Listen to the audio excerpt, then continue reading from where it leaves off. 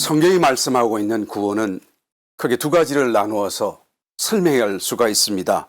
하나는 위치적인 구원이라고 한다면 또 다른 하나는 성분적인 구원이라고 할 수 있겠죠. 위치적인 구원이라고 하는 것은 나의 몸 바깥에서 일어나는 일들을 얘기하는 것이고, 성분적인 구원이라고 하는 것은 나의 몸 안에서 나의 존재적인 변화를 또한 의미한다라고 말씀드릴 수가 있습니다. 그러므로 내 몸 바깥에서 일어나는 구원들이 어떤 것이 있습니까?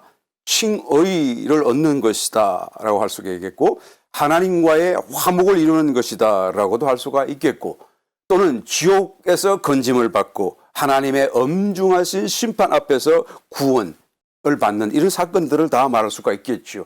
이런 모든 것들은 내가 지은 죄들과 관련이 됩니다. 내가 과거에 지은 죄, 현재에 짓는 죄, 또 미래에 지을 죄들, 이 모든 죄들을 다 모아서 하나님 앞에서 심판받게 될 텐데, 이런 것들로부터 주님께서는 십자가의 보혈로 다 대속하시고 우리를 구원하신다라는 것이죠. 이것은 이미 십자가 사건으로 인하여서 다 갚으신 바 되었고, 이미 일어난 사건이 되었고, 이제는 우리가 믿음 가운데 살기만 하면 이 모든 것에서 구원을 우리는 받게 되는 것입니다. 이것은 나의 외적인 것이다 라고 말을 한다면, 이제는 나의 내적인 존재에 관한 그런 구원도 있는데, 이 구원들은 어떤 것입니까? 나로 하여금 거룩하게 만들어가는 것이죠. 나로 하여금 변화시켜가게 하는 것이죠. 결국 하나님의 형상을 닮도록 만드는 성화의 과정을 두고 우리는 성분적인 구원, 존재적인 구원, 내적인 구원, 이런 말씀으로 설명해 갈 수가 있는 것입니다. 이것은 내가 지은 내 몸 바깥에 있는 죄들과는 달리 내 몸 안에 살고 있는 죄와 관련이 되어지죠. 이 죄가 이제는 나로 하여금 계속하여 다른 죄들을 짓게 만들어 가게 나를 투시하고 강제하는 것을 보게 되는 것입니다. 그러므로 죄들에게서도 우리가 갚음이 되고 구원을 받아야겠지만, 이제는 내 속에서 살고 나로 하여금 죄를 짓게 만드는 그 죄성으로부터도 이제는 계속적으로 우리는 구원을 받아야 될 필요가 남아있는 것입니다. 그래서 점점 이 죄에서부터, 이 죄성에서부터 우리가 멀어지고 죄와 상관없는 존재로까지 우리는 완전히 나아가는 것을 내적인 구원, 결국 외적인 구원은 순식간에 일어난 사건이고, 십자가를 통해서 내적인 구원은 계속하여 우리가 더 완전하게 우리 속에 있는 죄에서부터 떨어져 나가고, 이거 상관없는 정말 거룩한 자로서 우리가 변화되는 것이 남아있음을 보게 됩니다. 그래서 이 죄의 문제가 사실은 죄들의 문제보다, 내가 지은 죄들의 문제보다 훨씬 더 심각하다. 왜요? 이 죄는 내 속에 내 존재와 함께 살고 있기 때문에 그런 것이죠. 내가 지금까지 모든 죄를 다 용서받았다고 하고 모든 죄에서 깨끗함을 받았다고 할지라도 다시 내 속에는 죄가 살아있어서 이 죄가 죄를 짓게 만들 가능성 속에 남아있는 것입니다. 그래서 이 죄로부터도 구원받는다는 것이 얼마나 중요한 일인지 몰라요. 이 모든 죄들을 짓게 만드는 원인 제공자, 권한적인 동력이 바로 내 속에 있는 것입니다. 이것을 성경은 특별히 로마서 말씀에서는 인격화시켜서 설명하고 있는 것을 찾아볼 수가 있습니다. 성경을 일일이 다 찾아보지 않겠습니다. 듣기만 하시면 되겠어요. 로마서 5장 21절을 보게 되면 왕노릇한다라는 말씀을 쓰고 있고, 6장 14절에는 사람들을 주관한다라는 말을 쓰고 있고, 또 7장 9절에서는 죄는 살아있고 매우 활동적이다. 7장 11절에서는 사람들을 속이기도 하고 죽일 수도 있다라고 말을 하고 있습니다. 또 7장 20절에서는 사람들의 의지를 거스려서 행동한다라고 표현하고 있죠. 그러니까 이 죄의 그런 어떤 그 기운을 의인화시켜가지고 마치 사람인 양 이렇게 설명하고 있는 것을 보게 되죠. 그러니까 또 다른 어떤 인격적인 존재가 내 속에서 죄라는 이름으로 살고 있다라고 말을 해도 과언이 아닌 것입니다. 그래서 이 남다른 인격체, 정말로 우리가 미워하고 떠나나와야 될 이 인격체, 이 인격체로부터 우리가 구원받는 것, 여기서부터 해방되는 것, 그것이 너무나 크고 중요하고 심각한 문제이다라는 것입니다. 그러면 성도는 죄인입니까? 의인입니까? 우리는 이런 질문을 많이 하잖아요. 로마서 봉독하신 말씀 18절 19절 말씀 돌아서 한번 읽어보겠습니다. 그런즉 한 범죄로 많은 사람이 정죄에 이른 것 같이 의의 한 행동으로 말미암아 많은 사람이 의롭다 하심을 받아 생명에 이르렀느니라. 한 사람의 순종치 아니함으로, 첫째 아담이죠. 많은 사람이 죄인 된 것 같이 저와 여러분들이죠. 한 사람의 순종하심으로, 예수님입니다. 많은 사람이 또한 저와 여러분입니다. 어떻게 되었다고요? 의인이 되리라. 예수님 안에서 저와 여러분들은 이미 의인이 되어져 있다라는 것을 우리는 분명히 말할 수 있어야 하고 믿어야 마땅합니다. 의인이 되었다라는 이 말씀의 참 의미는 정말로 우리는 죄 짓는 사람이 아닌, 죄와는 상관없는 삶을 살 수 있게 된 의로운 자, 하나님 앞에서도 그 의를 인정받을 수 있는, 칭의 받을 수 있는 사람이 되었다라는 것을 의미하는 것이죠. 그런데 예수님이 십자가에서 우리를 하여금 이제는 죄인에서 의인으로 바꾸어 놓아 주셨음에도 불구하고 여전히 우리가 죄 가운데서 살아갈 수밖에 없다고 한다면, 여전히 우리가 죄를 떨쳐버릴 수 없다라고 한다면 이것은 십자가가 무슨 소용이 있겠어요? 주님의 십자가가 거기까지 밖에 미치지 못할까요? 그렇지 않습니다. 주님의 십자가는 완전한 십자가요, 완전한 구속이요, 완전한 구원이 되었음을 알아야 되는 것입니다. 그런데 왜 여전히 우리는 이 죄성을 떨쳐버리지 못하죠? 사촌이 논을 사면 괜히 배가 좀 이렇게 아플라고 그래요. 그런데 그 정도는 참을만 한데 그 논에서 금교가 발견됐다 그러고, 그리고는 너무 좋아가지고 그것을 아는 친척들 다 불러가지고 나누어 주는데 자기만 쏙 빼고 안 준다고 만약에 가정을 해보면, 유산 정리를 하는데 자기만 싹 빼버리고 안 한다고 한다면 마음이 크게 시험 들고 어려워지지 않겠어요?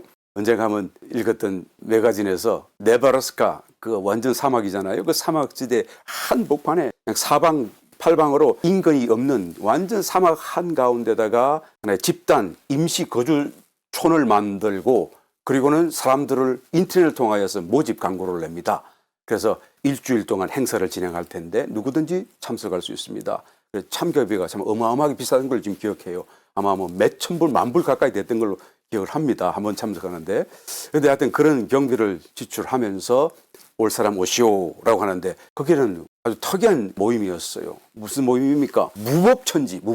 살인하는 살인만 빼고 나머지 모든 것이 다 방임될 수 있는, 무슨 죄를 지어도 형사처벌 받지 않는 일정한 기간 동안에 모임으로 모임을 가진다라는 거예요. 이게 합법적인 모임이 되는지 모르겠습니다만 여하튼 몰래 했던 것 같아요. 그래서 우리가 상상하는 모든 죄가 다 거기서 나오는 거예요. 그 짧은 기간 속에서 모여가지고, 살인죄만 빼고 말이지. 그런데 참 이상하지 않아요? 그런 데를 누가 갈까? 그죠? 그 또 돈 비싼 돈을 참가비를 주면 누가 갈까 그랬는데 보면 더 놀랍니다. 어떤 사람들입니까? 아주 평범한 생활을 하는 사람들, 아주 건강한 생활을 하는 사람들, 직장인이 있고 뭐 아주 뭐 직책을 가진 사람도 있고, 아주 그런 대로 사회적으로 그 비싼 참가비를 내고 그 먼 곳까지 비행기 타고 올 정도니까 여력도 있는 거 아니겠어요? 시간적으로도 그렇고. 여하튼 뭐 그런 대로 나름대로 다 중 이상급으로 사는 사람들이 거기를 참석하더라는 거예요. 이야, 정말 놀랍습니다. 왜 그런 일을 할까? 가만히 생각해 보니까 우리 속에 있는 이 죄성이 말이죠, 언제든지 나오기를 틈만 보고 있는, 그래서 한번 분출하고 싶은 그런 마음에 돈을 비싸게 지불하고서라도, 시간을 지불하고서라도 그거 가서 죄를 한번 짓고 한번 살아보고 싶은 그런 마음을 아마 분출하는 것 아닌가 하는 생각도 듭니다. 여하튼 저와 여러분 갈 일도 없지만 가셔도 안 되고 이런 모임이 있다는 것 자체가 참 경악스럽습니다. 지금도 아는지는 모르겠습니다만 여하튼 여러분, 우리 속에 죄가 함께 살고 있는 것을 아주 여실하게 증명해 주는 것 아니겠습니까? 평범하고 겉으로 보기에는 건전하고 건강한 사람들인데도 불구하고 그렇게 막 한번 살아보고 싶은 그런 죄가 자기 속에서 꿈틀대고 있는 것을 보게 되는 것입니다. 여러분, 의인이 되었다라고 하는 것은 그처럼 죄인으로서 죄 지으면서 사는 것이 쉬웠고 또 그렇게 하지 않을 수가 없었던 상태에 있었다고 한다면, 이제는 의인이 되었다라고 하는 것은 죄를 짓지 않고도 거룩하게 살면서 정말 하나님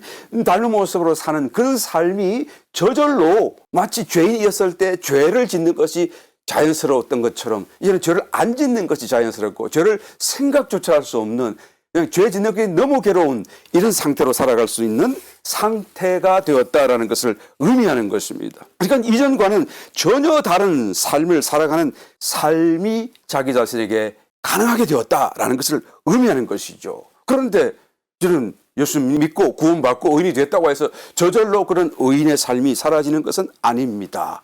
여기에 문제가 있고 여기에 우리의 질문이 던져져야 되는 것이죠. 다 나의 선택에 달려있다라는 것이죠. 성도가 의인인데 의인이 되었는데 다시 범죄하는 이유는 어디에 있습니까? 십자가가 아직 완전하지 않기 때문인 그런가요?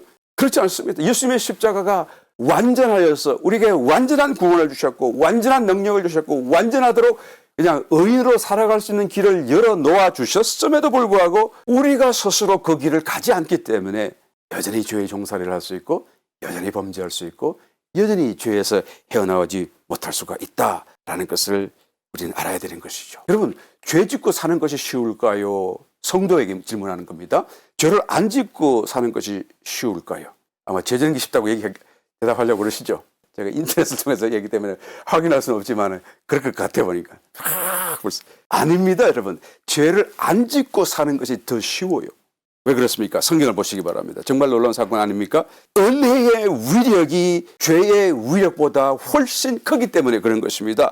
로마서 5장 17절 한 사람의 범죄를 인하여 사망이 그 한 사람으로 말미암아 왕노릇하였은즉 그렇죠. 왕노릇했어요. 그러니까 죄 안 지을 수 없었던 것이죠. 더욱 은혜와 의의 선물을 넘치게 받는 자들, 그러니까 넘쳤어요. 이제는 은혜가요. 선물이 넘쳤어요. 하나님께로부터. 한 분 예수 그리스도로 말미암아 생명 안에서 왕노릇하리로다. 그렇죠? 여러분 넘쳤어요. 그러니까 은혜가 더 크고요. 은혜의 힘이 더 크고요. 그것이 더 아주 풍성하고 그렇지 않겠어요? 하나님이 큽니까? 사단이 큽니까? 죄가 큽니까? 하나님의 의가 큽니까? 이거 말이 안 되는 그런 비교 아니겠어요?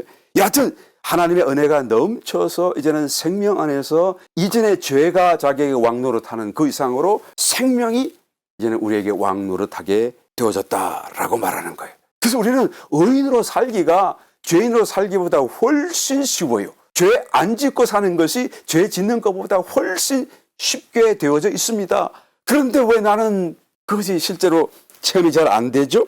왜 나는 성경 읽기보다는 드라마 보는 게 더 쉽고 나는 기도하기보다는 이 전화로 막 수다하는 게 더 쉽고 더 좋은가? 왜 하나님을 찬양하는 예배 가는 것보다는 차라리 극장에 가거나 그게 왜 더 쉬울까? 여러분 그것은 내가 스스로 의인으로 살려고 하기 때문에 그런 거예요. 내가 내 힘으로 이제는 죄인으로 살듯이 이제는 의인으로 살려고 하기 때문에 그런 것입니다. 여호수아서 24장에 가서 보게 되면 여호수아가 이제는 하나님의 명령을 따라서 이스라엘 백성들을 가나안 땅으로 다 들인 후에 이제는 그 떠날 날이 가까워졌음을 깨닫고 이스라엘 백성들을 세겜성에 다 모읍니다. 그래서 위로부터 다 큰 자 작은 자 다 모인 그 자리에서 하나님이 우리 가운데 부신 그 역사와 은혜를 다시 한 번 더 아주 간략하게 그런 명료하게 그들에게 리마인드 시키는 거예요. 그래서 우리의 선조인 아브라함을 때부터 너희들이 어떻게 해서 애굽에 갔고 애굽에서 종살이하던 걸 어떻게 구원해가지고 지금 이 가나안 땅에 너희들이 와 있느냐? 하나님의 은혜다. 하나님이 너희를 이렇게 구원하셨고 축복하셨다.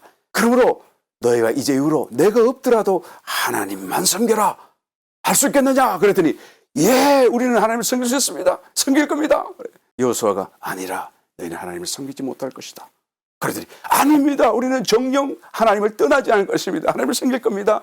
라고 맹세하는 거예요. 그럴 때 여호수아가 이제는 큰 돌을 갖다 세워두고 그리고는 이것이 정인이다 라고까지 말을 하면서 이제 이스라엘 백성들이 하나님을 섬길 것을 기대하고 이제는 떠나갔는데 그 뒤에 역사가 어떻게 됐나요? 떠나가자마자부터 시작해서 하나님께로부터 멀어지기 시작합니다. 그럼 결국 우상숭배로 여러분 심판받고 바벨론 포로로까지 흩어지는 그런 하나의 징계를 받지 않습니까? 여러분 왜 못하나요? 그렇게 하겠다고 그랬는데 왜 못하나요? 하나님의 그런 역사와 기적을 보았는데 자기 힘으로 하려기 때문에 그런 거예요. 내 힘으로 하나님을 섬기겠다. 내 결심으로 하나님을 섬기겠다라고 하니까 너무 힘든 거예요. 안 되는 겁니다. 처음부터 잘못된 거예요. 이 문제를 위해서 하나님이 정해주시는 방법이 바로 세례라고 말을 합니다. 로마서 6장 3절로 가서 보게 되면 무릇 그리스도 예수와 합하여 세례를 받은 우리는 그의 죽으심과 합하여 세례받은 줄을 알지 못하느냐. 그러니까 너희 힘으로 하나님을 섬길 수 없다. 너희 결심으로 결코 하나님을 따라갈 수 없다. 너희는 세례를 통하여 이 길을 가야 한다 라는 지금 말씀을 하는 것입니다. 그러니까 너희는 세례와 더불어 죽어지고 또 세례에서 일어나는 것처럼 너희 다시 새 생명으로 일어나야 된다라는 말씀을 하는 거예요. 4절 그러므로 우리가 그의 죽으심과 아파여 세례를 받음으로 그와 함께 장사되었나니 이는 아버지의 영광으로 말미암아 그리스도를 죽은 자 가운데서 살리신 것과 같이 우리로 또한 새 생명 가운데서 행하게 하려 함이니라. 여기서 무릇 그리스도 예수와 합하여 세례를 받았다고 그러죠. 합하여라고 하는 이 단어가 에이스라는 단어인데 이것은 into, 영어로 하면 into라는 뜻이에요. 안으로 이렇게 들어간다고 말이죠. 안으로. 그러니까 예수와 합하여, 예수 안으로 이런 말이에요. baptized, 세례를 받았다고 말이죠. baptized into Jesus 이런 뜻이 되는 거예요. 그의 죽으심과 합하여 세례 받았다는 거예요. 그러니까 into his death, 그의 죽으심 안으로 들어간다라는 그런 말씀의 의미인 것이죠. 그러니까 첫사람 아담에게서 출생한 저와 여러분들을 이런 세례를 통하여서 예수님 안으로 옮기시는 거예요. 이게 세례의 실제적인 의미인 것이죠. 이건 다만 위치적인 이동이 아닙니다. 위치적인 이동과 함께 첫째 아담에서 둘째 아담이신 예수님 안으로 위치적으로 이동하는 거죠. 함과 동시에 예수님의 일부가 되는 것을 의미하는 거예요. 이게 예수님과 하나 되는 문제를 얘기하는 것이고, 왜 하나님 안에서 같은 생명으로 한 영이 되는 문제를 이 세례가 갖고 있는 영적 실제적인 의미다라는 것입니다. 그러므로 우리가 눈으로 볼 적에는 그저 물속에 담겼다가 일어나는 그냥 세례 의식 같아 보일지 모르겠지만 믿음으로 행하고 믿음으로 실행하는 모든 세례는 그 영적인 실제 안에서는 눈으로는 보이지 않죠. 그리스도 안으로 들어가고 있는 거예요. 그리고 동시에 예수님이 십자가에 죽으신 것처럼 나도 그리스도 안에 들어왔기 때문에 십자가에서 죽는 거예요. 나의 옛사람이 죽는 거예요. 세상이 나에 대해서 죽는 거예요. 내가 세상에서 죽는 거예요. 그래서 세상과 나의 관계가 없어지는 사건이 바로 이 세례를 통하여 일어나게 되는 것입니다. 그리고 다시 이제는 그 물에서 일어나잖아요. 바깥으로 나오잖아요.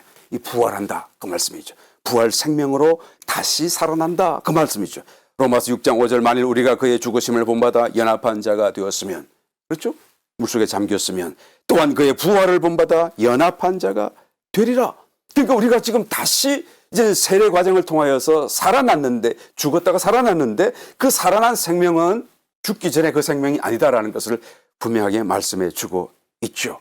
그러므로 우리가 이 세례라고 하는 그 영적인 실제 안에서 정말 하나님을 믿고 하나님을 섬길 때에 우리는 하나님을 따라갈 수 있고 정말 하나님을 섬길 수 있게 된다라는 의미를 지금 말씀하는 것입니다. 십자가를 통하여서 우리의 모든 죄의 값을 paid off 해주셨잖아요. 완전하게 다 지불하셨어요. 이것은 이미 발생한 사건입니다. 사실입니다. 그것을 우리가 믿음으로 받아들이고 세례를 받았어요. 그러니까 이 세례를 받음으로 인하여서 십자가의 대속이, 객관적인 은혜가, 저기에 있는 은혜가, 2000년에 일어났던 그 은혜가 이제는 2000년 후인 나에게도 그대로 소유되어지는, 체험되어지는 하나의 특별한 은혜가 나의 소유가 되어진 사건을 말해주고 있는 것이죠. 그래서 우리가 믿고 세례받는 그 순간 나의 옛사람이 죽고 새 사람을 입게 되는 것입니다. 그리고 이제는 새 사람이 되었기 때문에 우리의 본성을 따라서도 이제는 의인으로서 살아갈 수가 있어요. 이제는 믿고 세례받기 전에는 도무지 불가능했던 그 사건이 이제는 우리가 의인으로 살아갈 수 있는 놀라운 길이 이제는 열어져 있게 되어진 것입니다. 할렐루야. 그런데 이것이 아무리 이제 머리는 100% 아멘 아멘 되는데도 내 삶에는 실감이 되지가 않아요. 나는 실제로 내가 그렇게 되질 않아요. 내가 나를 봐도 나는 그대로인데 죽었다는 것이 무슨 뜻인가? 나는 그대로 죄 짓고 살고 예수 믿기 전에 예수 믿은 후에 뭐 별로 달라진 것이 없이 살고 있는데 내가 새 사람이 되었다고 한다니 내가 무엇이 새로워졌다는 얘기인가? 그러니까 말씀을 들을 때 다 머리는 100% 아멘 아멘 되어지는데 내 자신을 보고 스스로를 돌아볼 때는 이것이 실감이 되지 않고 나는 새 사람이 뭔지, 옛사람이 죽었다는 말이 뭔지 실제적으로 모르겠다고 우리가 고백할 때가 있지 않아요. 그런 분들은 오늘 또 이 말씀을 더 좀 자세히 잘 들어보시기 바랍니다. 어떤 사람이 어항 속에서 이게 막 다니는 물고기한테 실험을 했어요. 어항 한 중앙 가운데 중간에다가 유리 이 벽을 만들어서 탁 끼웠지요. 그러니까 그냥 이 벽이 없을 때는 그냥 휙 다니던 물고기가 갑자기 가다가 뻥 봤지 머리가 팍 하잖아요. 야, 이게 뭐지? 안 보이는데? 또 다시 막또 쾅! 몇 번 하고 나는데, 아, 여기쯤 오면 뭐가 있어? 빡치기를 해. 그래서 가지 말아야지.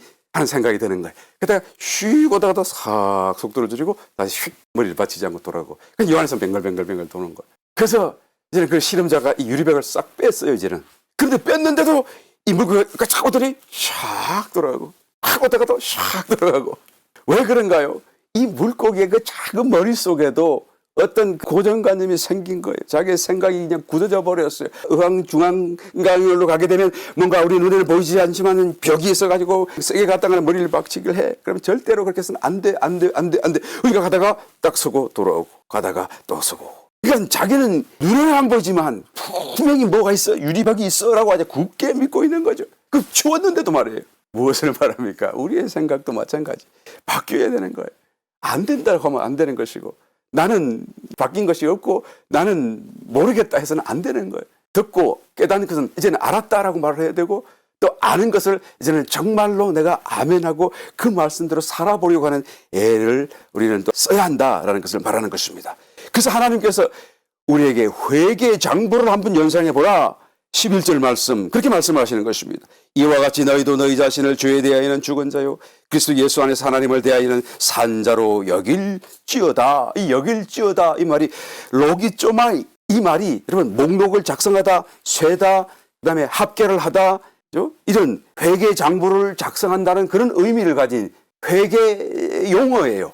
그러니까 너희가 지금 죄에 대한 죽은 자로 생각하고 의에 대해서는 그리스도 예수 안에서 하나님에 대하여는 산자로 계산하고 그렇게 알아라 라고 지금 말씀하는 것이죠. 여러분 회개 장부를 작성하기 위해서는 어떤 일이 있어야 되나요? 그 장부를 작성하기 전에 먼저 어떤 거래가 일어나야 되겠죠. 그리고 거래가 물건을 받고 돈을 주고 그리고 주고받고 하는 것이 일어났을 때 이제 장부에 쓰게 됩니다. 차변, 대변, 뭐 얼마 이렇게 쓰게 되잖아요. 그렇죠? 그래서 그 장부에 기록을 하고 나면 이제는 그 사건의 기록을 다시 한번 눈으로 살펴보게 되겠죠. 그러는 순간 아하, 내 장부에는 야, 이것이 이렇게 남아있구나, 또 저것은 저렇게 모자라구나 라는 것을 우리가 더 분명하게 깨달아 알 수 있게 되어지더라는 것이죠. 여러분 우리의 영적인 차변에 뭐가 있죠? 내가 지은 죄들이 쫙 있겠죠. 죄의 목록이 있을 겁니다. 태어나면서부터 지은 모든 죄가 다 기록이 되어 있을 거예요. 그래서 이제는 이렇게 값이 다 매겨져 있겠죠. 그래서 밑에 토탈 하면 사망 이렇게 되겠죠. 그럼 대변에는 뭐가 있나요? 어린 양 예수님 보혈. 그래서 이 값이 얼마인가 밑에 쭉 토탈 unlimited, 무제한. 이게 계산할 수 없는 어마어마한 값이잖아요. 그러니까 차변 대변 플러스 마이너스 하니까 오히려 뭐 우리의 모든 죄를 덮고도 너무나 큰 어떤 대변의 밸런스가 남는 장부가 바로 영적인 장부고요. 지금 주님께서 하시는 말씀, 그렇게 여길지어다라고 하는 이 말씀의 의미인 것입니다. 그래서 우리가 정확하게 우리 죄가 다 용서받은 걸 우리가 정말로 믿어야 하고 깨달아야 되고, 그것에 흔들림이 없도록 우리가 확실히 장부를 눈앞에 두고 보듯이 차변, 대변 비교하면서 우리가 아멘 할 수 있어야 되는 것이죠. 거기서 한 걸음 더 나아가서 우리의 마음의 깨달음과 믿음을 따라 행하는 어떤 실행이 따라와야 이제 정말로 이 세례라고 하는 영적인 실제 안으로 들어가는 하나의 어떤 체험을 얻게 되어진다라는 것입니다. 이게 너무 중요한 부분이에요. 로마서 6장 12절 13절 그러므로 너희는 죄로 너희 죽을 몸에 왕노릇하지 못하게 하여 몸의 사욕을 순종치 말고, 또한 너희 지체를 불의의 병기로 죄에게 드리지 말고 오직 너희 자신을 죽은 자 가운데서 다시 산 자같이 하나님께 드리며 너희 지체를 의의 병기로 하나님께 드리라. 그러니까 하나님이 나의 몸을 사용하시도록 내어 드려라 라는 그런 말씀이죠. 우리가 우리의 몸을, 지체를 다 하나님께 내어 드릴 때 이 드리는 그것이 바로 이 세례가 가지는 그 영적인 실제, 죽고 부활한 그 영적인 실제 안으로 들어가는 거예요. 우리가 어떻게 하나님께 우리의 지체를 드리죠? 몸을 떼어다가 드릴 수도 없고, 팔을 떼어다 드릴 수도 없고, 발을 떼어다가 드릴 수가 있는 것이 아니잖아요. 또 그렇다고 해서 하나님이 내 속에 들어오셔서 나를 막 그냥 꼭두각시 움직이듯이 로봇처럼 그렇게 나를 사용하신다는 것도 아니잖아요. 그 하나님께 드린다는 게 무슨 의미죠? 이것은 결국 마음의 문제고, 결국 내가 하나님의 뜻을 깨닫는 문제고, 또 하나님의 뜻을 순종하는 그 문제로 귀결될 수밖에 없다라는 것이죠. 그래서 내가 하나님 말씀을 깨닫고, 뜻을 깨닫고, 마음을 깨달아서 그 마음을 따라서 내가 순종하여 살 때 나의 손발이 나의 것이라고 할지라도 결국 하나님의 뜻을 이루어가는 하나님의 도구가 되어줄 수 있다라는 것이죠. 요한복음 7장 17절 사람이 하나님의 뜻을 행하려 하면 이 교훈이 하나님께로서 왔는지 내가 스스로 말함인지 알리라. 예수님이 이런 불신의 눈으로 바라보고 있는 종교자들 앞에서, 종교인들 앞에서 당신이 정말 하나님의 보내신 자가 맞나? 당신이 하는 말이 하나님의 말씀과 같은가? 라고 했을 때 그걸 증명해보라 라고 요구를 받았을 때 예수님이 이런 대답을 하시는 것이죠. 사람이 그냥은 할 수 없을지라도 스스로 하나님의 뜻을 행하려 하면, 그러면 내가 하는 이 모든 말씀과 교훈이 하나님의 뜻인 줄을 너희가 알게 되리라 라고 말씀하는 겁니다. 그럼 이 말씀의 순서를 잘 이해해야 되는 것이죠. 먼저 어떤 하나님의 뜻을 알고 우리가 그 다음 행하는 것이 아니죠. 어떤 행하려 하는 마음이 먼저 일어나야 되고, 그리고 그것을 실행하려고 할 때에 또는 실행하는 중에 아하, 정말로 이것이 하나님의 뜻이구나, 하나님이 기뻐하시는 것이구나 라는 것을 우리가 저절로 알게 된다라는 것입니다. 그래서 우리 본문 말씀 로마서 6장 12절에 가서 보게 되면 자신의 마음대로 자신이 자신의 몸을 사용하지 말아야 된다라고 말씀하시는 것이고, 그리고 그런 다음에 13절에서 너희 지체를 의의 병기로 하나님께 드려라 라고 말씀하는 거예요. 이게 먼저 12절에서 자신의 몸을 자신의 마음대로 사용해서는 안 된다라는 것이 선행적으로 이제 먼저 실행이 되어져야 돼요. 자신의 마음에서 나와야 되는 것이죠. 자기 마음대로 살아서는 안 되는 것이죠. 자기의 기뻐하는 대로 살아서는 안 되는 것이죠. 나의 모든 욕구와 어떤 그런 기쁨을 팽개치고 거기서 나와요. 그래서 내 마음이 없어요. 아무것도 없어요. 하고 싶은 것이 아무것도 남아있지 않게 되어졌어요. 그런데 내 마음속에 어떤 소원이 일어납니다. 강 목사님을 위해서 좀 기도해주고 싶다. 뭔가 좀 기도를 해야겠구나 하는 생각이 막 일어난다고 한다면, 그래서 하나님께서는 자기의 기쁘신 뜻을 위하여 우리로 마음의 소원을 두고 행하게 하신다 그렇게 말씀하셨잖아요. 그리고 나는 나의 소원을 다 벗었는데 그런데 또 어떤 소원이 새롭게 일어난다고 한다면 그건 하나님이 주시는 소원 아니겠어요? 그래서 열심히 내가 그래서 강 목사님을 위해서 기도를 한다 라고 하면 어떻게 됩니까? 나의 손을 들어서 기도할 수도 있고, 나의 입을 사용할 수도 있게 되겠고, 나의 마음을 사용하고, 나의 영을 사용하고, 나의 모든 지체를, 내 몸을 다 사용하게 되겠죠. 그리고 기도를 열심히 하다가 보게 되면 그래서 하나님이 나에게 이 기도를 시키셨구나. 정말 무슨지 아직까지는 잘 모르겠지만 여하튼 기도 중에 너무 기쁘다. 하나님이 나와 함께 한다는 것을 내가 알게 되어진다라는 것입니다. 이것이 하나님의 뜻이라는 것을 정말로 하나님의 뜻을 행하려 하면 알게 되어진다라고 말하는 것이죠. 그래서 너희 지체를 의의 병기로 하나님께 드리라 라고 말씀하는 것입니다. 몸에서 일어나는 사욕, 욕정 이런 것들을 순종해서는 안 됩니다. 죄가 왕노릇하게 몸을 사용해서는 안 됩니다. 이것은 어떤 악행을 하거나 범죄를 저지르거나 그런 것을 위해서 사용되지 않도록 해야 된다라는 말을 하는 게 아니죠. 물론 그래서는 안 되겠습니다만, 여기서 말하는 본문의 중심적인 내용은 자신의 몸이 원하는 것을 또는 자신의 마음이 원하는 대로 자신의 지체를 사용하지 말아라 라는 말씀이에요. 마음대로 살면 안 된다, 그 말을 하는 것이죠. 자신이 원하는 것을 먹고 자신이 하고 싶어하는 것을 하고 살아서는 안 된다라는 것을 의미하는 거예요. 이제는 하나님께 메인받은, 구원받은 성도는 모두가 주님께 메인받은 주님을 위해서 살도록 부르심을 받고 특별히 구별된 존재라는 것을 깨달아야 되는 것입니다. 또 그렇게 살 때 자신이 최고의 어떤 행복을 느끼게 된다는 것을 깨닫게 되시기를 예수님 이름으로 축원합니다. 아이고 목사님, 저는 먹고 싶은 거 못 먹고 사는데요. 그런데 항상 내 마음에 그래서 난 늘 행복하지 않다라고 생각이 든다고 한다면, 이런 비록 먹고 싶은 거 못 먹고 살아도 그 사람의 마음속에는 여전히 자기 마음을 따라 살고 있는 것입니다. 자기 욕심을 따라 살고 있는 것입니다. 거기서 나와야 돼. 나는 먹고 싶은 거 못 먹고 살지만 너무 행복해요. 너무 나는 하고 싶은 거 못하지만 그럼에도 불구하고 너무 기뻐요 라고 한다면 그 사람은 자기 자신에게서 나온 것입니다. 여하튼 거기서 나와야 되는 것이죠. 왜 그런가요? 우리 몸속에 죄가 들어있기 때문에 그런 거예요. 죄가 우리를 사로잡기 때문에 그런 것이죠. 그래서 이 한 가지 사실을 모든 다른 일보다 선행적으로 반드시 실행을 해야 돼요. 나와야 돼요.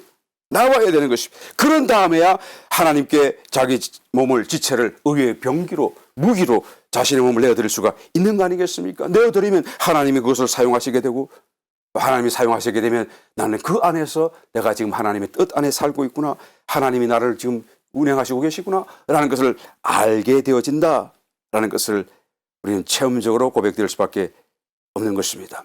우리의 몸, 우리의 지체를 하나님께 내어드린다고 하는 것은 하나님이 사용하실 수 있도록 해드린다라는 것이죠. 우리가 스스로 하나님을 위해서 무엇을 한다는 의미가 전혀 아닌 것입니다. 하나님이 우리를 사용하실 수 있도록 우리 자신을 내어드리는 거예요. 우리가 하나님을 돕겠다고 생각해서 안 돼요. 내가 뭔가를 스스로 하며 하나님 나를 도와달라고 해서도 안 되는 것입니다. 하나님은 스스로 돕는 자를 돕는다고 하는 그런 영어 속담이 있습니다만 그 영어 속담은 난 정말 싫어하는 속담 중에 하나예요. 어떤 부분을 맞긴 맞는데요. 그러나 더 많은 부분이 틀린 부분이 담고 있어요. 너무나 비진리입니다. 하나님은 스스로 돕는 자를 돕는 것이 아니라 하나님의 말씀대로 순종하는 사람을 도와줘요. 하나님을 따라가는 사람을 하나님이 도와주신다라는 것을 우리는 알아야 되는 것이죠. 여러분, 우리의 몸은 오직 두 가지 용도로만 사용될 수가 있습니다. 본문 말씀을 쭉 읽어보면 한 가지는 의의 병기, 또 다른 한 가지는 불의의 병기라고 되어 있죠. 만약 나의 몸이 하나님께 드려져서 의의 병기로 무기로 사용되고 있다고 한다면 그러면 나의 몸은 뭡니까? 원수를 대적하는 하나님의 거룩한 하나의 도구로 사용되고 있는 것이죠. 그런데 만약 나의 몸이 의의 병기로 사용되지 않고 있다고 한다면 그것은 자동적으로 불의의 병기로 사용되고 있는 것입니다. 나의 몸이 하나님을 대적하는 무기로 사용되고 있다라는 의미가 되는 것입니다. 로마서 6장 19절 너희 육신이 연약함으로 내가 사람의 예대로 말하노니 전에 너희가 너희 지체를 부정과 불법에 들여 불법에 이른 것 같이 이제는 너희 지체를 의에게 종으로 들여 거룩함에 이르라. 그렇죠? 하나님께 자신의 몸을 드려서 그것이 의의 병기로 사용되어지게 되면 사용될수록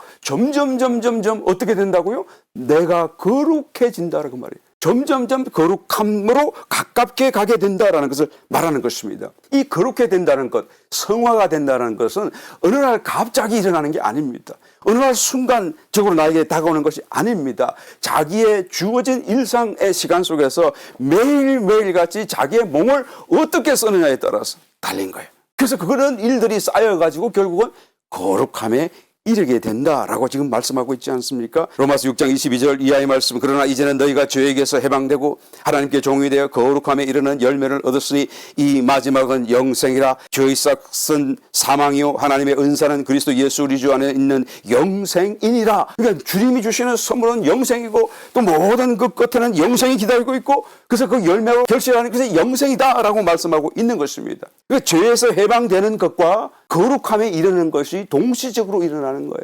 벗겨지면서 점점 가까이 가는 것이다 라고 말하고 있는 것이죠. 그 마지막은 영생으로 충만하게 되는 것이다. 이미 우리가 지금 출발점에서부터도 영생을 가졌지만 그러나 이 영생과 더불어 죄가 껍질로 많이 둘러쳐져 있지 않아요? 그래서 이 껍질을 한 겹, 두 겹 벗어내면서 영생은 점점 내 속에서 충만케 되어지는 것이에요. 그래서 저 끝에 가게 되게 되면 영생으로 완전하게 이제는 내가 충만해지게 되는 것입니다. 그리고 그 마지막까지 가기 전까지는 점점 더 영생으로 더해져 가는 과정이다 라고 말할 수가 있겠죠. 그러므로 우리가 외적인 죄들의 문제가 다 해결되었다고 하여서 구원이 완성된 것이 아니요. 또 한두 번의 은혜를 통하여서 놀라운 체험을 얻고 내 마음이 하나님의 임재의식 속에서 가득하여졌다고 해서 구원이 완성된 것도 아닙니다. 결국은 어떻게 돼야 되죠? 점점 가지고 영생으로 충만해지는 때가 되어져요. 그러므로 우리가 해야 될 일이 있어요. 스스로 자꾸 광야로 나와야 됩니다. 자기의 삶에서 광야, 삶에 대해서도 광야로 나와야 되고 또 자기의 존재에 대해서도 광야로 나와야 돼요. 광야가 어떤 곳입니까? 아무것도 없는 곳이잖아요. 심지어는 우리가 마땅히 있어야 할 어떤 필수품조차도 없는 곳이 광야 아니겠어요? 그런 곳에 나와야 돼. 생각에서 나와야 돼요. 욕심에서 나와야 돼요. 모든 분주함에서 나와야 돼요. 모든 마음의 그런 불안정에서 나와야 돼요. 모든 기억에서 나와야 돼요. 그래서 정말 아무것도 없는 그 광야로 우리는 가야 되죠. 왜 그렇습니까? 그곳에서 하나님을 만날 수 있기 때문이다 라는 것입니다. 욕심을 버려야 되는 이유가 바로 여기에 있는 것입니다. 죄가 우리 속에서 왕노릇하지 못하게 되기 때문에 그런 것이죠. 죄는 우리의 욕심을 자극해가지고 왕노릇하잖아요. 그런데 욕심을 버리게 되면 죄가 있어도 없는 것 같이 아무런 영향을 미칠 수가 없게 되는 것이죠. 그러므로 우리가 구원을 위하여서 오늘도 광야적인 생활을 살아야 됩니다. 또 광야적인 기도를 해야 돼요. 달라고 하는 기도에서 거쳐서는 안 됩니다. 중보 기도에서 거쳐서도 안 됩니다. 스스로의 어떤 존재의 완성을 위해서도 광야적인 기도를 해야 되는 것이죠. 정말 하나님께서 이스라엘 백성들에게 가장 많은 말씀을 주신 때가 그들이 광야 여정을 지날 때였음을 성경을 통해서 확인할 수 있습니다. 하나님이 하신 말씀, 직접적으로 하신 말씀을 빨간색으로 이렇게 기록해 놓은 책이 있잖아요. 성경책이 있지 않습니까? 그 성경책을 탁 펴서 보시게 되면 어느 순간에 가장 많은 빨간색이 있는가라고 하면 주르륵 한번 펴보시길 바랍니다. 그러면 바로 출애굽기, 광야의 과정을 지나갈 때 하나님이 얼마나 많은 말씀을 하시는지 모릅니다. 광야로 나가야 될 이유가 바로 여기에 있는 것입니다. 우리가 모든 방에서 떠나 나왔을 때에 그곳에서 우리가 하나님을 가장 잘 만날 수가 있기 때문이다라는 것입니다. 여러분, 저와 여러분의 때가 얼마 남지 않았습니다. 우리의 지난 날을 돌아보아도 정말 한순간이었다는 생각을 떨쳐버릴 수가 없지 않아요. 우리가 교회를 개척하고 이 순간까지 오기까지 사실 엊그제 같은데 보니까 벌써 10년, 20년이 지났어요. 얼마나 세월이 빠른지 모릅니다. 우리는 별로 한 것이 없는데, 이룬 것이 없는데 세월이 우리를 기다려주질 않습니다. 앞으로 남은 세월이 얼마나인지 우리가 아무도 장담할 수가 없는 것입니다. 우리에게 주어진 모든 시간 속에 여러분, 우리의 지체가 의의 병기로든지 아니면 불의의 병기로든지 사용될 것입니다. 시간은 지나갑니다. 기다려주지를 않습니다. 모든 시간을 우리 손에 하나님이 맡기셨어요. 우리가 선택을 해야 돼. 높은 산 등상 꼭대기에 올라갈 때, 등정할 때 여러분, 그 높은 산을 아래서다 보게 되면 저거 언제 올라갈 수 있을까 생각되지만 사실 올라가서 보게 되면 여러분, 어느 사이에 올라와 있음을 보게 되어집니다. 그런데 어떻게 올라왔나요? 한 발 한 발, 한 걸음 한 걸음 올라온 것이다 라고 말할 수밖에 없어요. 우리의 일상이 쌓여져야 돼요. 일상의 시간을 통하여서 여러분 그곳으로 가는 것입니다. 어느 순간 우리에게 주어지는 것이 아니다라는 것을 알아야 되죠. 크리스찬이라는 말이 왜 생겼나요? 예수님을 믿기 때문에 크리스찬이 아닙니다. 교회를 나가기 때문에 크리스찬이 아니에요. 자기 속에서 그리스도의 모습이 나타나기 때문에 다른 사람들이 보고 크리스찬, 그리스도를 닮은 사람들이다 라고 말해 주는 것입니다. 어떤 모양으로든지 그의 삶과 행실 속에서 은행에서 그리스도가 나타나기 때문에 그리스도의 닮은 모습을 보여주기 때문에 저 사람은 크리스찬이다 라고 말을 하지 않아요. 문제는 여러분, 내가 크리스찬인가 아닌가 어떻게 인정받을 수 있습니까? 나를 통하여 내 속에 계신 그리스도가 얼마나 나타나는가, 얼마나 더 주님이 나를 통하여 바깥 사람들에게 보일 수 있는 것인가 라는 문제인 것이죠. 51%, 51%를 넘어서야 돼요. 희꺼머리 할지라도 흰 쪽이 되어야 됩니다. 검은 쪽이 되어져서는 안 돼요. 여하튼 51%가 넘어가야 돼요. 어떻게든지 그리스도가 나에게서 한 번이라도 더 다른 사람에게 인식되고 전달될 수 있도록 내 속에서 그리스도가 나오실 수 있도록 우리는 죄의 꺼풀, 욕심의 꺼풀, 그리고 광야로 나가는 마음으로 삶으로 주님을 가까이 거룩함으로 성화의 길로 나가야 될 줄 믿습니다. 언젠가 한번 어떤 외부인을 만났는데 처음 보는 사람이에요. 그런데 저한테 대뜸 묻는 것이 혹시 목사님이십니까? 라고 묻더라고요. 저는 깜짝 놀랐습니다. 순간적으로 굉장히 당황했어요. 내가 혹시 왜요? 목사라고 이제 알아봤으니까 내가 혹시 그동안 혹시 말을 잘못하는 게 있는가?